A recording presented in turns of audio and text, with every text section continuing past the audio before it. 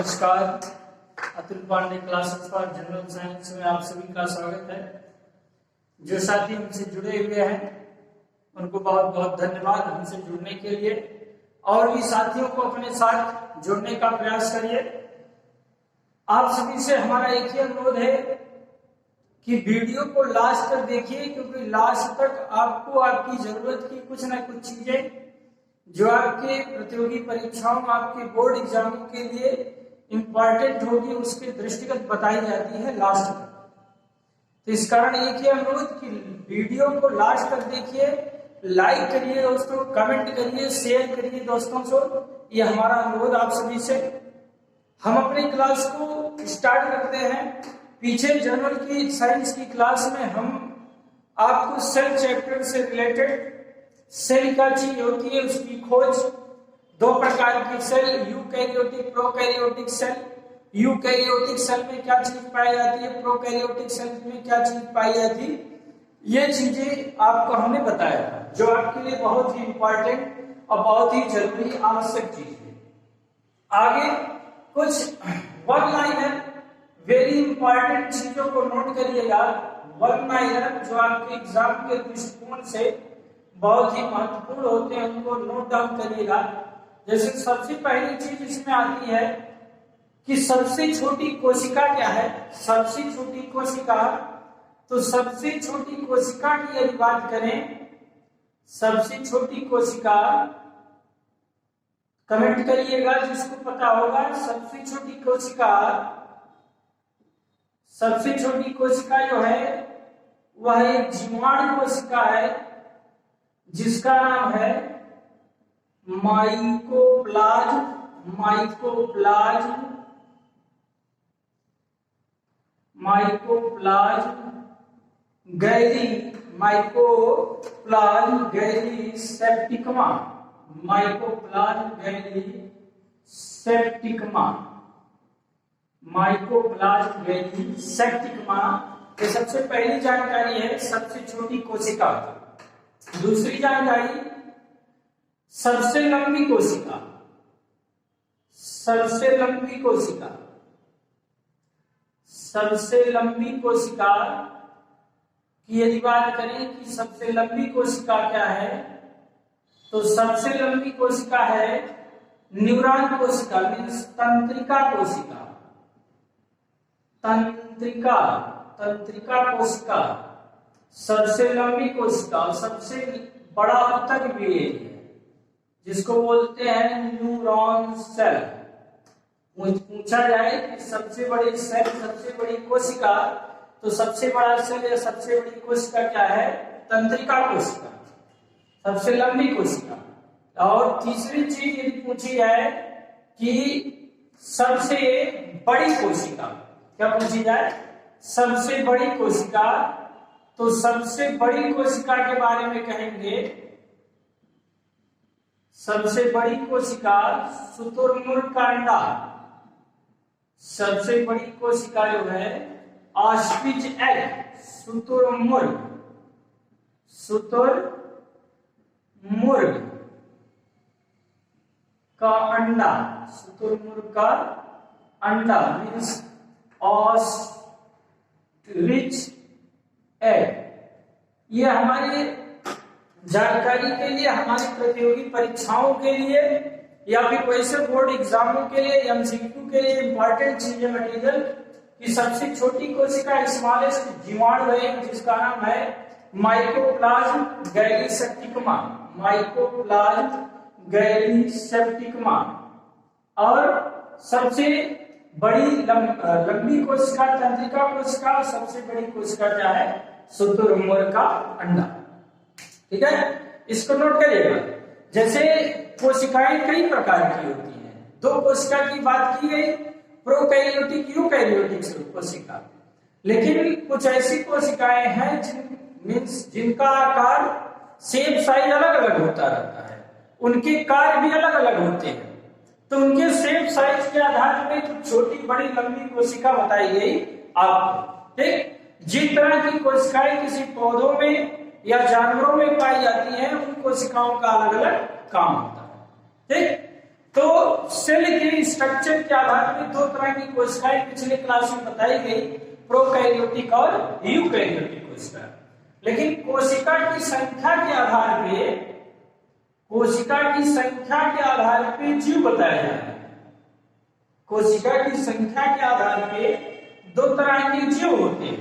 एक होता है एक कोश की, कोशिका की संख्या के आधार पे, कोशिका की संख्या के आधार पर, कोशिका संख्या के आधार पर एक होते हैं यूनिक कोश की जीव, means unicellular organism, unicellular organism जिसको बोलते हैं एक कोश की जीव, जिसमें यदि बात की जाए तो अमीबा है, यूग्लिना है, पैरामीशियम है, ठीक। ऐसे ये क्या है, एक कोश की जीव है। कुछ बैक्टीरिया है, क्लाइडोमोनास है, क्लाइडोमोनास है। ये क्या है, एक कोश की जीव, मतलब जिनका शरीर जो है, इनके शरीर में केवल एक कोशिका होती है। लेकिन दूसरा मल्टी सेलुलर की बात की जाती है, मल्टी सेलुलर ऑर्गेनिज्म,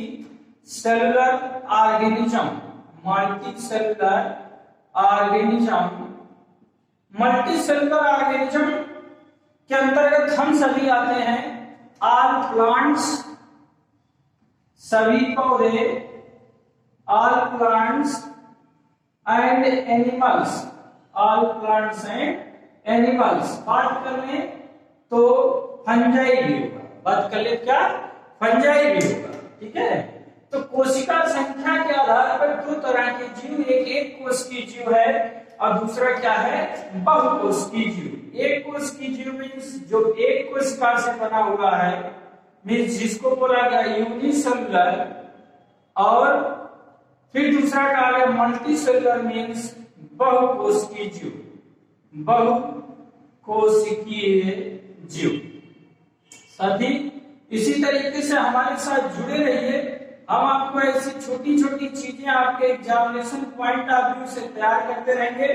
बस एक ही रिक्वेस्ट कि आप लोग वीडियो को लाइक करिए, कुछ कमेंट दीजिए, सुझाव दीजिए, आपको किस क्लास की आवश्यकता है उस क्लास को बताइए, हम आपको जरूर क्लास प्रोवाइड कराने का प्रयास करेंगे। तो ये हो गई कोशिका की संख्या के आधार पर दो तरह की कोशिकाएं होंगी, ठीक। बहुत इंपॉर्टेंट चीज, पहली इंपॉर्टेंट चीज बताई गई, दूसरी चीज बताई गई। अगली चीज आते हैं सेल थ्योरी, ठीक है। क्या है, सेल थ्योरी।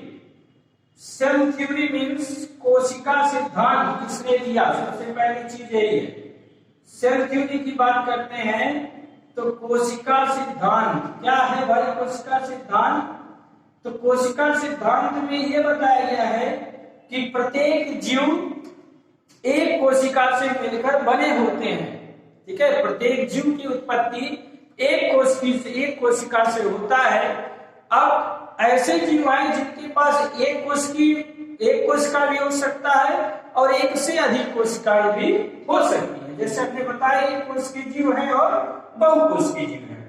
तो सेल थ्योरी कोशिका सिद्धांत के बारे में बताया गया स्लाइडेन, SCH, ठीक है, Schleiden and Schwann, Schleiden and Schwann, slide note करते रहिएगा, बहुत ही इंपॉर्टेंट चीजें हैं। स्लाइडेन एवं स्वान बोलते हैं। स्लाइडेन और स्वान के द्वारा कोशिका का जो सिद्धांत दिया गया, सेल थ्योरी दी गई, ये दी गई 1839 ईस्वी में, ठीक है। कोशिका सिद्धांत कब बताई गई, 1839 ईस्वी में सेल थ्योरी कोशिका का सिद्धांत बताया गया। किसके द्वारा, स्लाइडेन एंड स्वान के द्वारा। यदि स्लाइडेन की बात करें तो स्लाइडेन एक बॉटनिस्ट थे, मीन्स वनस्पति वैज्ञानिक। स्लाइडेनिक क्या थे? वनस्पति वैज्ञानिक थे, बॉटनिस्ट थे। और स्वान की बात करें तो स्वान एक जूलॉजिस्ट थे, ठीक है, मीन्स जीव वैज्ञानिक थे, ठीक है। तो सेल थ्योरी क्या बताई गई? कोशिका सिद्धांत किसके द्वारा बताया गया? स्लाइडेन है स्वान के द्वारा 1839 ईस्वी में कोशिका का सिद्धांत बताया गया। कोशिका सिद्धांत में बताया क्या गया, इस चीज को जानिएगा। सबसे पहली चीज बताई गई, नोट करिएगा, कि सभी जीव की उत्पत्ति एक कोशिका से होती है। स्लाइडेन और स्वान ने बताया कि जितने भी जीव हैं उन सब की उत्पत्ति एक कोशिका से होती है। फिर यदि किसी जीव में एक से अधिक कोशिकाएं बन रही हैं तो उन्हीं पेरेंटल जो सेल है, जो कोशिका है, उन्हीं कोशिका विभाजन से के द्वारा एक ऑर्गेनिज्म में कई सारे सेल की संख्या होती है। फिर तीसरी चीज हमने बताया कि सभी कोशिकाएं एक साथ मिलकर काम करती हैं। सभी कोशिकाएं एक साथ मिलकर काम करती हैं। क्लियर? आई बात समझ में? तो नोट करिएगा। आगे अगली इंपॉर्टेंट जानकारी हम आपको देते हैं, जीव द्रव्य प्रोटोप्लाज्म क्या है? जीव द्रव्य प्रोटोप्लाज्म, जीव द्रव्य प्रोटोप्लाज्म क्या चीज है? ठीक है, प्रोटोप्लाज्म क्या चीज है? जीव द्रव्य। तो जीव द्रव्य के बारे में यदि कहते हैं तो जीव द्रव्य प्रोटोप्लाज्म जो है, प्रोटोप्लाज्म मीन्स जीव द्रव्य, ठीक है। प्रोटोप्लाज्म मीन्स क्या है? जीव द्रव्य। प्रोटोप्लाज्म के बारे में यदि किसी ने बताया तो जे.ई. पुरकिंजे ने, इसने बताया प्रोटोप्लाज्म के बारे में बताया जे.ई. पुरकिंजे ने 1831 या फिर कहीं कहीं मिलता है 33, ठीक है, 1831 या फिर 33 में प्रोटोप्लाज्म के बारे में जे.ई. पुरकिंजे ने बताया, ठीक है। इसके बारे में क्या कहा गया? कहा गया कि जो प्रोटोप्लाज्म होता है, it is a clear colorless and slightly translucent. It is a clear colorless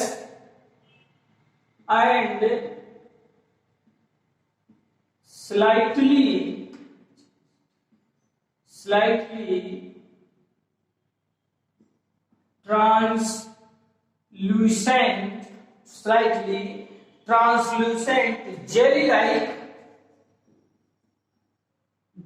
like Hindi में बता रहे हैं, jelly like viscous semi fluid substance, jelly like viscous semi fluid substance, ठीक है। It is a clear, colorless and slightly translucent jelly like viscous semi fluid substance होता है। कौन होता है भाई? प्रोटोप्लाज्म। मतलब कहा गया कि यह एक तरल, साफ, रंगहीन, ठीक है, स्लाइटली ट्रांसल्यूसेंट मींस पारभासी, मींस जिससे कम मात्रा में लाइट पास हो सके। जेली लाइक मींस लसलसा, विस्कस मींस श्यान, सेमी फ्लूइड सब्सटेंस होता है। हिंदी में कहा जाए तो यह एक तरल, गाढ़ा, रंगहीन, पारदर्शी, लसलसा, वजन युक्त पदार्थ होता है। कौन? प्रोटोप्लाज्म, जीव द्रव्य, ठीक है, प्रोटोप्लाज्म। फिर अगली चीज, इस प्रोटोप्लाज्म के बारे में, प्रोटोप्लाज्म को हेक्सले ने, ठीक है, प्रोटोप्लाज्म को हेक्सले ने जीवन का भौतिक आधार होता है। प्रोटोप्लाज्म को हेक्सले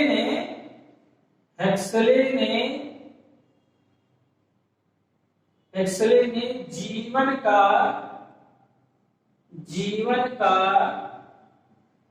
भौतिक जीवन का भौतिक आधार बताए। जीवन का भौतिक आधार बताए। जिसमें हेक्सेलिन है। हेक्सेलिन ने प्रोटोप्लाज्म को जो है जीवन का क्या बताया, भौतिक आधार बताया हेक्सेलिन। फिर देखिए अब आगे प्रोटोप्लाज्म कहा जा रहा है कि जीव द्रव्य का, प्रोटोप्लाज्म मीन्स जीव द्रव्य के दो भाग होते हैं। प्रोटोप्लाज्म, ठीक है, जीव द्रव्य प्रोटोप्लाज्म के दो भाग होते हैं। प्रोटोप्लाज्म के दो भाग होते हैं, मतलब कि दो चीजों से मिलकर ये बनता है क्या भाई, प्रोटोप्लाज्म। नोट करते रहिए, बहुत ही इंपॉर्टेंट टॉपिक जो आपकी एग्जामों में, विभिन्न प्रतियोगी परीक्षाओं में या फिर बोर्ड एग्जाम में जिससे रिलेटेड टॉपिक आपको पूछे जाते हैं दोस्तों।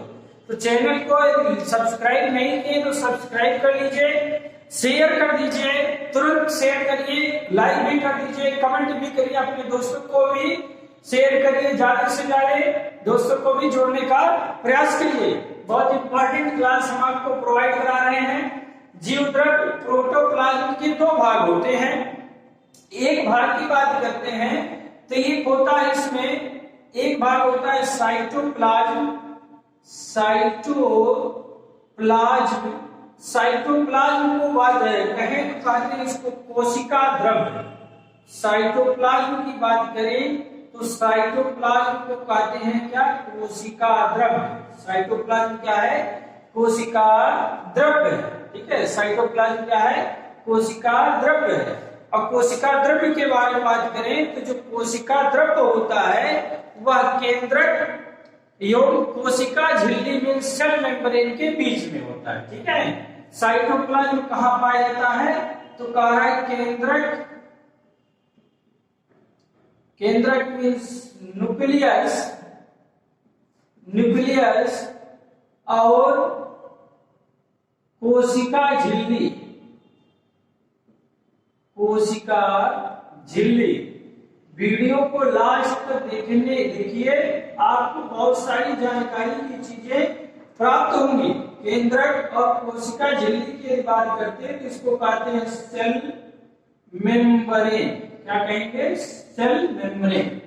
साइटोप्लाज्म कहां पाया जाएगा, केंद्रक और कोशिका झिल्ली के बीच में पाया जाएगा भाई, बीच में पाया जाता है, ठीक है। कहां पाया जाता है, केंद्रक और कोशिका झिल्ली के बीच में पाया जाएगा कौन, साइटोप्लाज्म। क्यों पाया जाएगा, साइटोप्लाज्म में कोशिका द्रव्य पाया जाएगा। फिर दूसरे भाग जीव द्रव्य की में दूसरा भाग क्या होता है, केंद्रक द्रव्य होता है। दूसरा भाग क्या होता है, केंद्रक द्रव्य, जिसको कहते हैं क्या हम लोग, न्यूक्लियो प्लाज्म बोलते हैं। क्या बोलते हैं, न्यूक्लियोप्लाज्म, जिसको बोलते हैं क्या, केंद्रक द्रव्य, जिसको बोलते हैं क्या, केंद्रक द्रव्य होता है, ठीक। न्यूक्लियोप्लाज्म, तो जो न्यूक्लियोप्लाज्म केंद्रक द्रव्य होता है वह कोशिका में केंद्रक के अंदर होता है, ठीक है। सेल में न्यूक्लियस के अंदर, सेल में, कोशिका में, सेल में न्यूक्लियस के अंदर, सेल में न्यूक्लियस के अंदर, सेल में न्यूक्लियस के अंदर पाया जाता है, सेल में न्यूक्लियस के अंदर पाया जाता है या रहता है कौन, न्यूक्लियस, केंद्रक। अच्छा, यहां पर एक चीज हम आपको एक बताएं तो अभी प्रोकैरियोटिक और यूकैरियोटिक की बात की गई थी, तो कहा गया था कि केंद्रक जो होता है वह यूकैरियोटिक सेल नहीं, प्रोकैरियोटिक सेल में केंद्रक नहीं पाया जाता है। क्यों नहीं केंद्रक पाया जाता है, क्योंकि केंद्रक में प्रोकैरियोटिक सेल में न्यूक्लियर मेम्ब्रेन बाउंड नहीं होते, न्यूक्लियर मेम्ब्रेन बाउंड्स एब्सेंट होते हैं, जिसके कारण इसमें न्यूक्लियस नहीं पाए जाते हैं। Nuclear membrane bound cell organelles नहीं प्राप्त होते, nuclear membrane bound cell organelles भी नहीं प्राप्त होते हैं। किसमें भाई, किसकी बात की जा रही है, प्रोकैरियोटिक की। लेकिन यूकैरियोटिक में केंद्रक न्यूक्लियस प्रेजेंट होते हैं उसमें मेम्ब्रेन बाउंड सेल ऑर्गेनल्स भी पाए जाते हैं। किसमें मेम्ब्रेन बाउंड सेल ऑर्गेनल्स पाए जाते हैं? न्यूक्लियस में मेम्ब्रेन बाउंड सेल ऑर्गेनल्स प्राप्त होते हैं। तो यहाँ एक जानकारी देना चाहेंगे कि केंद्रक की खोज किसने की? केंद्रक द्रव्य की नहीं बात करें, केंद्रक की खोज किसने की? तो केंद्रक की खोज बताई जाती है कि 1800, ठीक है, 1831। एक चीज, एक गलत हो गया काम, आगे थोड़ा सा आप लोग करेक्ट करिएगा कि जो प्रोटोप्लाज्म की खोज थी, जीवद्रव्य की खोज, यहाँ पर लिखा है जीवद्रव्य की खोज जो है 1839 में किया गया। एक करेक्शन करिएगा, जीवद्रव्य की खोज 1839 में है। अब केंद्रक की खोज जो है, केंद्रक की खोज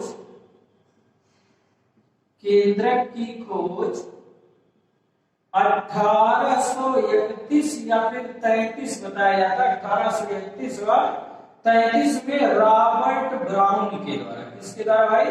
रॉबर्ट ब्राउन के द्वारा। ठीक है, न्यूक्लियोप्लाज्म में की बात नहीं करें तो केंद्रक की खोज की बात कर रहे हैं। केंद्रक द्रव्य नहीं, केंद्रक की खोज 1831 या 33 में किसके द्वारा की गई? रॉबर्ट ब्राउन के द्वारा की गई। ठीक है, अब आगे प्रोटोप्लाज्म के बारे में क्या कहा जाता है? कहा जा रहा है कि जो प्रोटोप्लाज्म होता है, मींस जो जीवद्रव्य होता है, प्रोटोप्लाज्म में, ठीक है, प्रोटोप्लाज्म में 4 तत्व, निम्न 4 तत्वों से बना होता है। निम्न 4 तत्व पाए जाते हैं।